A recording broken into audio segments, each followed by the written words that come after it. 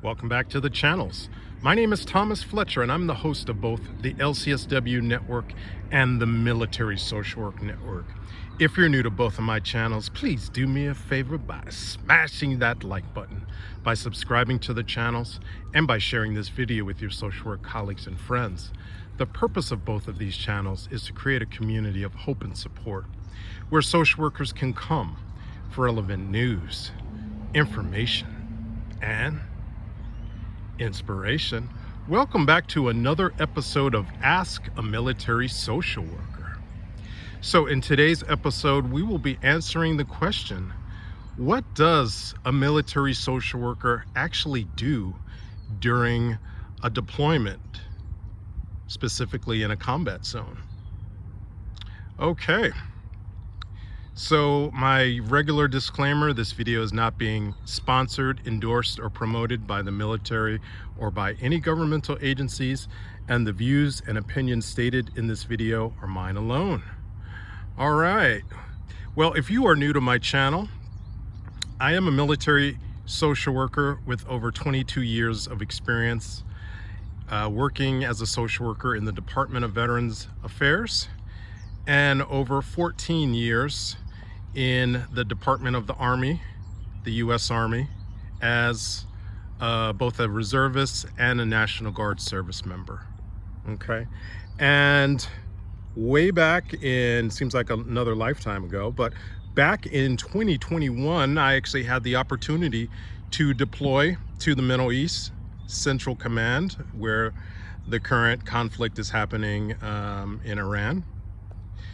And I served on all the bases that are, I've served on several bases now that are getting attacked by Iran.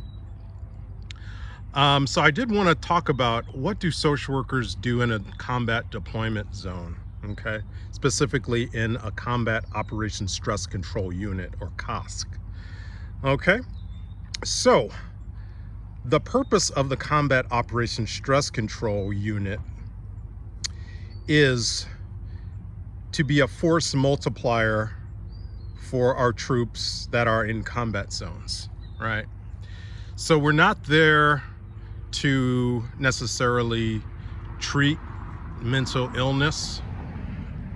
Although when we do diagnose that maybe somebody got through the Soldier Readiness Program, SRP, and maybe they weren't forthcoming with any pre-existing diagnoses, and something may happen when they get to combat theater, combat operations, and if they had a mental illness that was in remission, their symptoms may come out.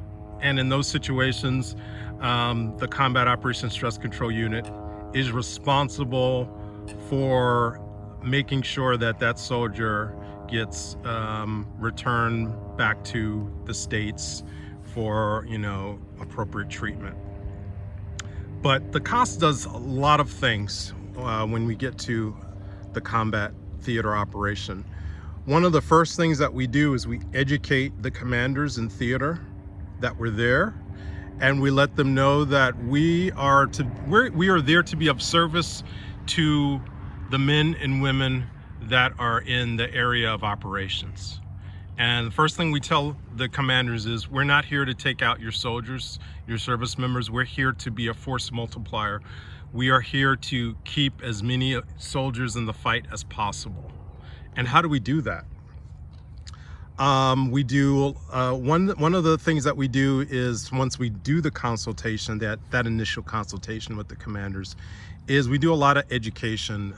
Some call it battlefield circulation. Some units call it walkabouts, in which case we're actually just talking to the service members, letting them know that the COSC is currently in the theater of operations, and that we have a clinic that's available for people to come in, and within the clinics we provide different services. Brief therapy is offered to soldiers that request it. We provide classes for sleep management. We provide, in some cases, classes for anger management. In some cases, we may be providing classes for communication skills, getting along with your work buddies and your battle buddies and your commanders and superior officers and subordinates like that. Because as you can imagine, especially right now, being in a combat zone is extremely stressful, right? And I'll share some experiences that I had, deploying back in 2021. One of the most common stress experiences that service members experience was around relationships. Relationships with coworkers in combat, in the theater of combat operations, relationships with their subordinates, relationships with their superiors, as well as relationships with family and significant others back home. Right, so we provided a lot of brief problem-solving therapy, solution-focused therapy to help people utilize better coping strategies, right? Another major service that combat operation stress control, social workers, psychologists, occupational therapists, behavioral health technicians provide our services, our classes, more intensive classes, especially for service members or units that have experienced some extreme traumatic situations where we may take a group of 10, 11, 12 soldiers, take them out of their regular jobs for say 5 to 6 days and provide them some more intensive, you could think of it as intensive outpatient therapy, if you want to think about it like that. And again, it's around a lot of problem solving, solution focus, sleep hygiene, sleep management, anger management, communication skills, to give soldiers, especially soldiers that have experienced a lot of traumatic experiences, just to give them a 5-day reset or restoration, and then they go back to their duty stations after they complete those that 5-day restoration class, right?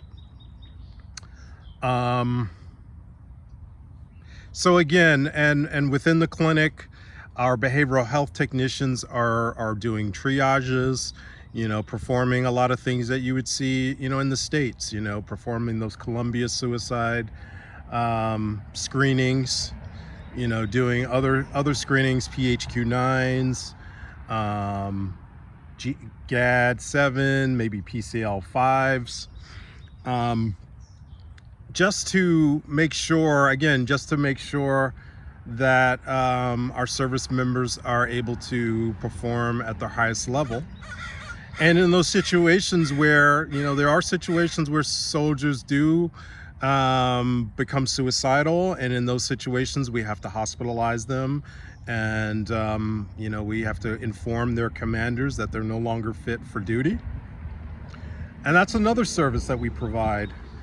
There are situations where a commander may decide, like, hey, I have some concerns about this service member, and I am going to do a command-directed evaluation.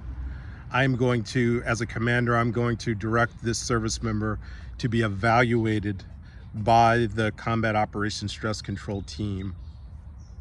And when that happens, we do those evaluations, and there's a specific form that we have to complete. And then we provide the commander with the results of that command-directed evaluation.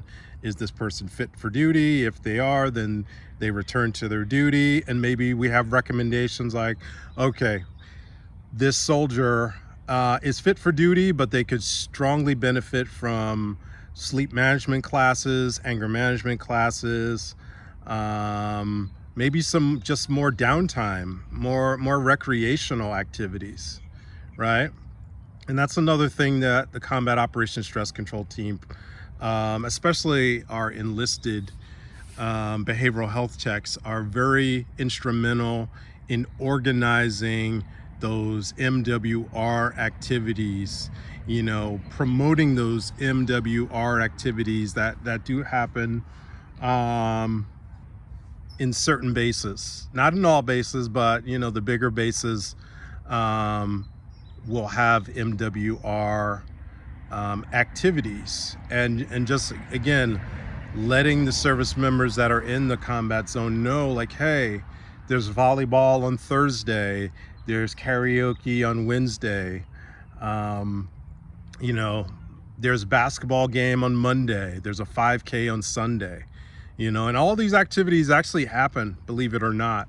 Again, because it's very important for service members to have some healthy outlets for stress management. Okay. So we're going to stop here, but let me know your thoughts if you have deployed either as a behavioral health, combat operation stress control, social worker, psychologist. Let me know if I left anything out. Again, this is not a complete list, but these are the highlights.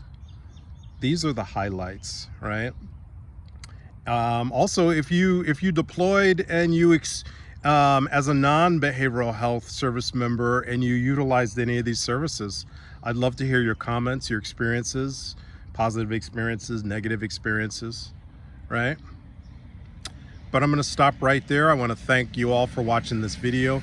For all the social workers and other licensed mental health professionals, thank you for the work that you do every day, for your clients, for your agency, and for the profession. Please continue to support each other and yourselves. Bye for now.